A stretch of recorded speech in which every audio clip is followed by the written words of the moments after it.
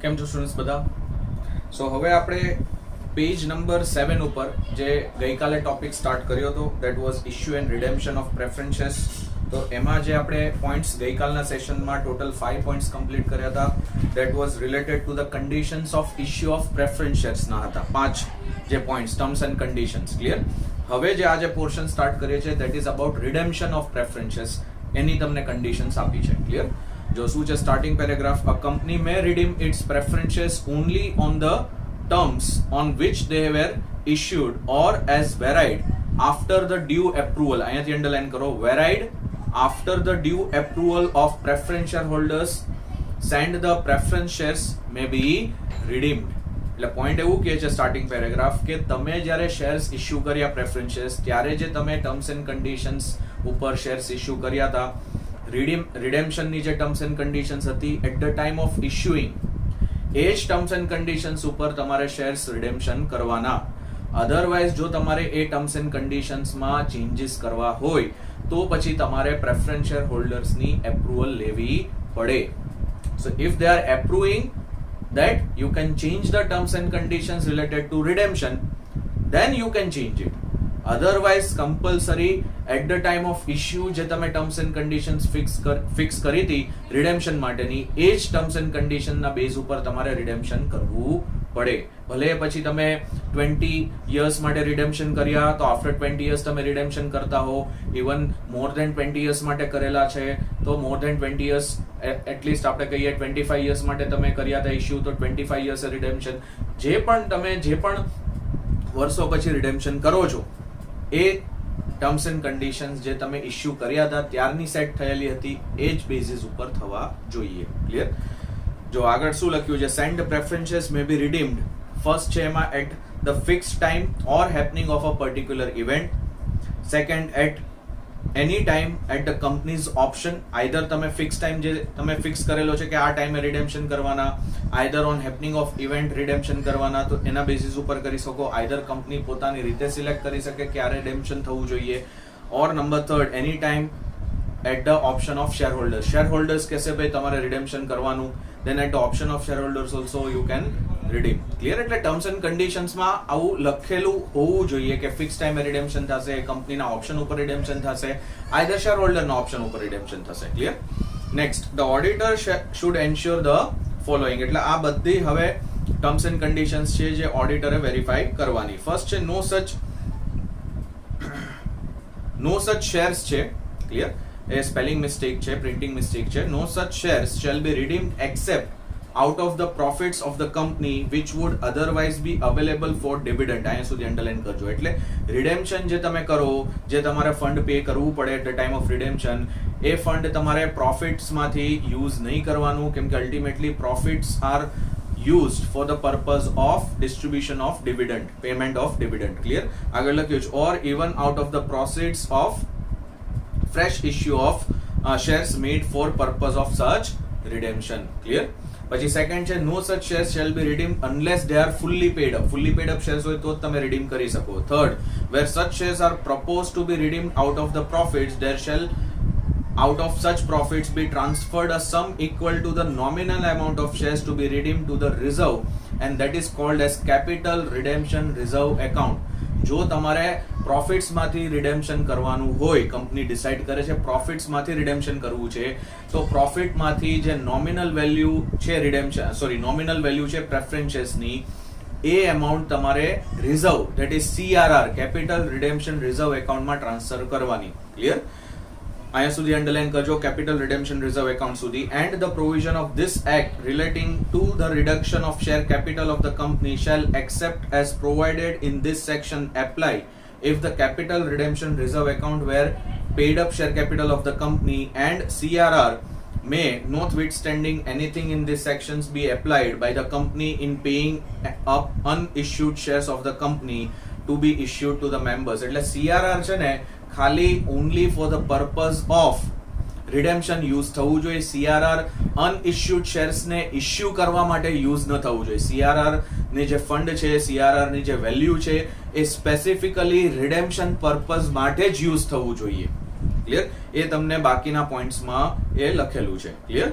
પછી next number point D છે First point, in case of such classes of company as may be prescribed and whose financial statement comply with the accounting standards prescribed for such class of company under section 133, the premium, if any, payable on redemption, underline કરો અહીંયાથી, premium, if any, payable on redemption shall be provided for out of the profits of the company before the shares are redeemed. એટલે premium જો તમે રિડેમ્પશન તમે shares નું કરો છો on premium કરો છો તો premium amount can be paid out of profits.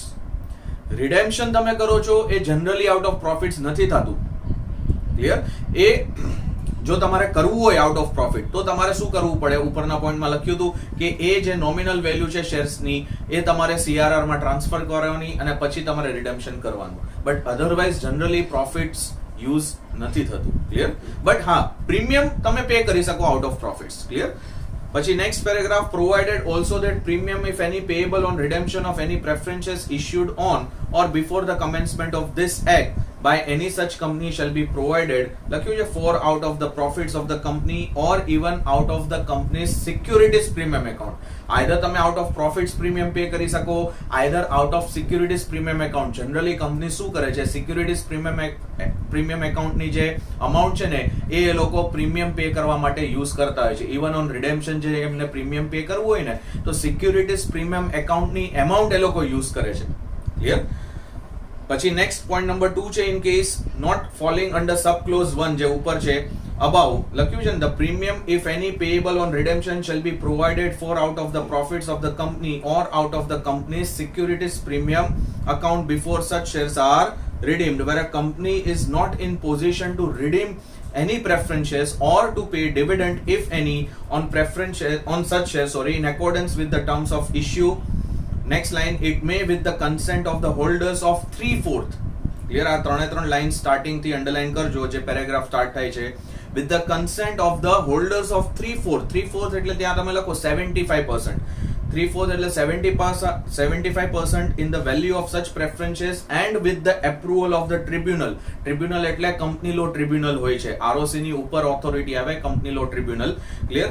on a petition made by it in this behalf issue further redeemable preferences equal to the amount due including the dividend. અહીંયા સુધી underline કરો. એટલે જો માની લો company રિડેમ્પશન નથી કરી શકતી with premium, એ લોકોને રિડેમ્પશન કરવાનું છે, નથી કરી શકતી, એમની પાસે ફંડ અવેલેબલ નથી, તો એ લોકોએ એપ્રુવલ લેવાની 75% વેલ્યુના પ્રેફરન્સ શેર હોલ્ડર્સની. માની લો કે તમે રિડીમેબલ પ્રેફરન્સીસ 10 lakhsના ઇશ્યુ કર્યા હતા, એના 75% વેલ્યુ થઈ 7,50,000. તો 7,50,000 વેલ્યુના જેટલાના પણ શેર હોલ્ડર્સના શેર્સ હોય એ બધાની તમારે એપ્રુવલ લેવાની. જો એ લોકો તમને એપ્રુવલ આપી દે છે તો એની જોડે જોડે ટ્રિબ્યુનલમાં તમારે પિટિશન મૂકવાનું, એટલે વન ટાઈપ ઓફ એપ્લિકેશન કરવાની, અને ટ્રિબ્યુનલ જો તમારી જે પિટિશન છે એપ્રુવ કરી દે તો તમે ફર્ધર બીજા નવા પ્રેફરન્સીસ રિડીમેબલ ક્લિયર ઇશ્યુ કરી શકો, વિથ પ્રીમિયમ તમે ઇશ્યુ કરી શકો. ક્લિયર? શું કામ? એને એડજસ્ટ કરવા માટે કે ભાઈ મારી પાસે અત્યારે એમાઉન્ટ નથી, બટ એની સામે મેં બીજા નવા શેર્સ તમને આપી દીધા છે. ક્લિયર? અને પછી એ જ્યારે નવા શેર્સ રિડીમ કરવાનો ટાઈમ આવશે ત્યારે ટુગેધર ટોટલ એમાઉન્ટ હું તમને રિટર્ન બેક કરીશ. બટ આના માટે બે લોકોની એપ્રુવલ લેવી પડે. એક તો 75 3/4 of the value of preference share holders, અને બીજી ટ્રિબ્યુનલમાં તમારે પિટિશન આપવું પડે, એ લોકોની એપ્રુવલ લેવી પડે, તો જ તમે ફર્ધર બીજા નવા redeemable preferences on premium issue કરી શકો. ક્લિયર? એટલે એક વે આઉટ છે. જો કંપની રિડેમ્પશન નથી કરી શકતી on the fixed date with premium નથી કરી શકતી તો there is a way out. Clear? એટલે અહીંયા સુધી અંડરલાઈન કરજો. પછી આગળ લખ્યું છે including the dividend in respect of, લખ્યું છે unredeemed preferences shall be deemed to have redeem. એવું માની લેવાનું આવશે, ડીમ્ડ એટલે એઝ્યુમ કરી લેવામાં આવશે કે એ જે અનરિડીમ શેર્સ છે ને એ રિડીમ થઈ ગયા છે. નવા જે શેર્સ કંપની ઇશ્યુ કરશે પ્રેફરન્સ શેર્સ વિથ પ્રીમિયમ, એના બેઝ ઉપર જે ઓલ્ડ રિડીમેબલ પ્રેફરન્સ શેર્સ છે એ રિડીમ થઈ ગયા છે એવું માની લેવામાં આવશે. ક્લિયર? પછી નેક્સ્ટ છે provided that the tribunal shall while giving the approval under this subsection order the redemption forthwith of the preferences held by such person who have not consented to the issue of further redeemable preference shares. Clear?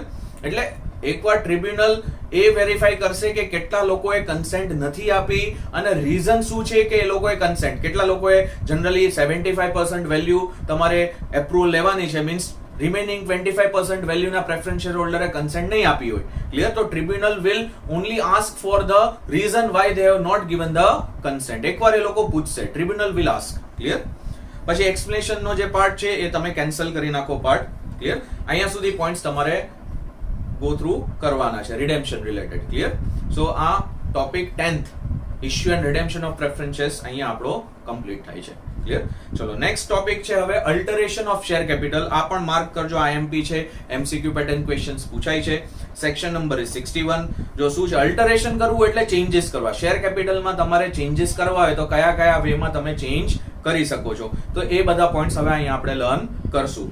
તો according to section 61 of the act, following points related to the share capital may be altered. The law given in the provisions provide that the limited company having a share capital may alter its capital part of the memorandum. એમાં first point છે according to the provision a limited company having share capital may, if so authorized, અહીંયાથી underline કરો, limited company having share capital if so authorized by articles alter its memorandum.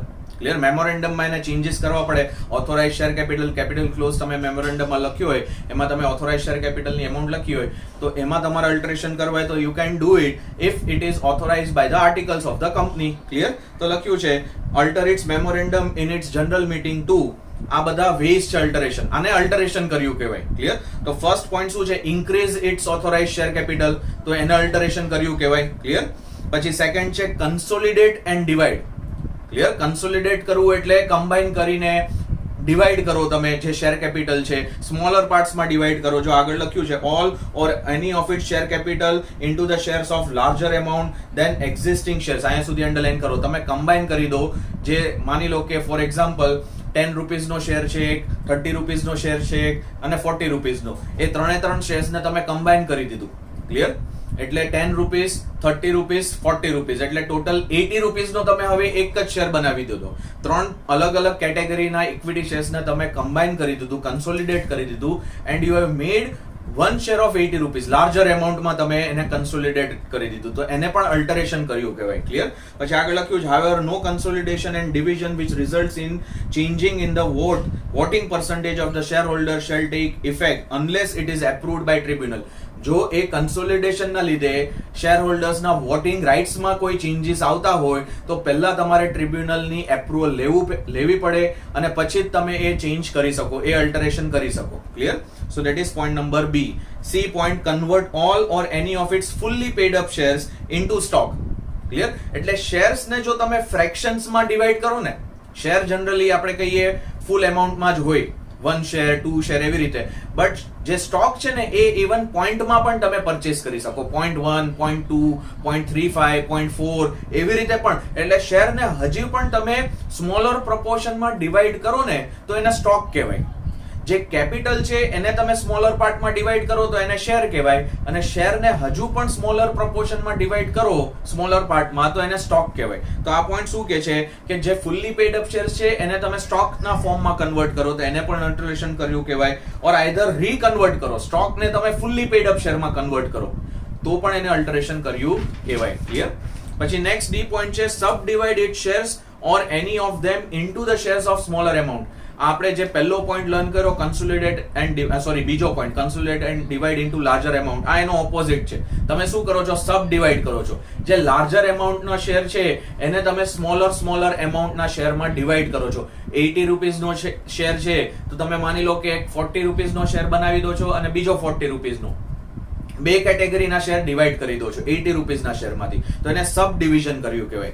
જો first line underline કરજો, sub divide its shares or any of them into the shares of smaller amount લખ્યું છે, into the shares of smaller amount then is fixed by the memorandum, and so however that in the subdivision the proportion between the amount paid and the amount if any unpaid on each reduced share shall be same as it was in the case of shares from which the reduced share is derived. એટલે તમે જો સબ divide કરો તો જે પણ amount unpaid રહેતી હોય ને, માની લો કે કોઈ શેર હોલ્ડર એ હજુ પણ amount related to the main share, જે તમે ડિવાઈડ કર્યો છે 80 રૂપીઝનો શેર છે એ તમે ડિવાઈડ કર્યો છે તો 80 રૂપીઝ રિલેટેડ જે પણ શેર હોલ્ડરની એમાઉન્ટ અનપેડ રહેતી હોય એ જ સેમ એમાઉન્ટ 40 રૂપીઝના શેર રિલેટેડ એની અનપેડ રહેવી જોઈએ. એટલે પ્રોપોર્શન વિલ બી રિડ્યુસ. માની લો કે 80 રૂપીઝમાં તમારી 10 રૂપીઝ અનપેડ એમાઉન્ટ રહેતી હતી તો 40 રૂપીઝમાં એ એમાઉન્ટ 5 રૂપીઝની થઈ જશે. કેમ કે 80 ના 40-50% તો તમારી અનપેડ જે એમાઉન્ટ હતી 10 રૂપીઝ એના પણ 50% થઈ જાય, 5 રૂપીઝ અનપેડ રહી. Clear? Proportion should remain same of the unpaid amount on the shares. એ ચેન્જ ન થવું જોઈએ. એવું ન થવું જોઈએ કે તમે અલ્ટરેશન કરો, સબ ડિવાઈડ કરો તો જે અનપેડ વેલ્યુ હતી એ રિડ્યુસ થઈ ગઈ તો શેર હોલ્ડરને ફાયદો જ છે. ક્લિયર? એટલે એ તમારી મિસ્ટેક, સિલી મિસ્ટેક આપણે કહીએ, અલ્ટરેશન વખતે ન થવી જોઈએ કંપનીની. ક્લિયર? અને લાસ્ટ છે cancelling the shares which at the date of passing of the resolution in that behalf have not been taken or agreed to be taken by any person. જો કંપનીએ રિઝોલ્યુશન પાસ કરીને share issue કર્યા હતા પણ એ share કોઈ પણ પર્સને પબ્લિકે purchase ન કર્યા અને એ તમે શેર કેન્સલ કરો તો એને પણ અલ્ટરેશન કર્યું કહેવાય. ક્લિયર? આગળ લખ્યું છે ડિમિનિશ એટલે પછી તમે શેર કેપિટલની એમાઉન્ટ શું કરો? ડિમિનિશ કરો. એટલે શું કરો? રિડ્યુસ કરો. કેમ કે તમે શેર્સ કેન્સલ કરો એટલે શેર કેપિટલ એમાઉન્ટ તમારી એટલી શું થઈ જાય? રિડ્યુસ થઈ જાય. Clear? So that is also the fifth way of making alteration. આ ટોટલ 5 વેઝ છે અલ્ટરેશન કરવાના. પહેલો વે શું છે કે તમે ઓથોરાઇઝ શેર કેપિટલની એમાઉન્ટ શું કરો? આગળના પેજમાં આવી જાવ, ઇન્ક્રીઝ કરો. સેકન્ડ છે કન્સોલિડેટ કરો ઇન ધ લાર્જર એમાઉન્ટ. પછી થર્ડ છે કન્વર્ટ કરો fully paid shares into stock અને રીકન્વર્ટ પણ કરો. પછી ફોર્થ છે સબ ડિવાઈડ કરો ઇન્ટુ સ્મોલર એમાઉન્ટ અને ફિફ્થ છે કે તમે શેર્સ કેન્સલ કરો. આ ટોટલ 5 વેઝ છે અલ્ટરેશન ઓફ શેર કેપિટલના. ક્લિયર? નેક્સ્ટ પોઈન્ટ નંબર 2 છે the cancellation of shares shall not be deemed to be the reduction of share capital within 30 days of the shares having been consolidated or converged એટલે convert, subdivide, either redeem or cancelled or the stock have been reconverted. એટલે ઉપરના જે 5 base છે એનો point છે કે within 30 days of doing that thing notice should be given to registrar. ROC ને તમારે 30 days ની અંદર તમે જો કોઈ પણ વેમાં અલ્ટરેશન ઓફ શેર કેપિટલ કર્યું હોય તો 30 days ની અંદર તમારે ROC ને નોટિસ આપી દેવાની in the prescribed form along with the altered memorandum. મેમોરેન્ડમની કોપી તમારે આપી દેવાની, અલ્ટર્ડ મેમોરેન્ડમની કોપી કે અમે આ શેર કેપિટલ અલ્ટરેશન કરેલું છે, આવી રીતે કરેલું છે. ક્લિયર? અને ઓડિટરની ડ્યુટી શું છે એ નેક્સ્ટ પોઈન્ટ તમને આપેલા છે. ટોટલ 8 પોઈન્ટ્સ છે. તો ફર્સ્ટ છે વેરીફાઈ ધેટ અલ્ટરેશન. જે પહેલો પોઈન્ટ આપણે લર્ન કર્યો તો સ્ટાર્ટિંગમાં કે ઓથોરાઇઝ તમારે કરાવવું પડે, આર્ટિકલ્સ ઓથોરાઇઝ કરે તો જ અલ્ટરેશન કરી શકો, તો એ વેરીફાઈ કરવું પડે. તો એમાં અંડરલાઈન કરો વેરીફાઈ વર્ડ અને ઓથોરાઇઝ બાય આર્ટિકલ્સ. પછી સેકન્ડ છે inspect the minutes of share holders. કેમ કે શેર હોલ્ડરની પણ તમારે એપ્રુવલ લેવું પડે ને. શેર કેપિટલમાં તમે કાંઈ પણ ચેન્જ કરો ને તો શેર હોલ્ડરને પૂછ્યા વગર ન થાય. એટલે જનરલ મીટિંગ તમારે હેલ્ડ કરવી પડે અને શેર હોલ્ડરની એપ્રુવલ લેવી પડે. એટલે મિનિટ્સમાં તમારે વેરીફાઈ કરવાનું કે share holder has given approval or not. Clear? એટલે ઇન્સ્પેક્ટ ધ મિનિટ્સ એટલો પાર્ટ અંડરલાઈન કરો. પછી થર્ડ છે obtain the allotment list containing the details. અહીંયા સુધી અંડરલાઈન કરો of the new holding of the share. એટલે તમે શેર અલ્ટર કર્યા, શેર કેપિટલ અલ્ટર કર્યું તો એલોટમેન્ટ લિસ્ટ જે નવું બન્યું છે, કોને કેટલા શેર્સ તમે આપ્યા છે, કઈ વેલ્યુ ના આપેલા છે, આખું એલોટમેન્ટ લિસ્ટ તમારે નવું બનાવવું પડે.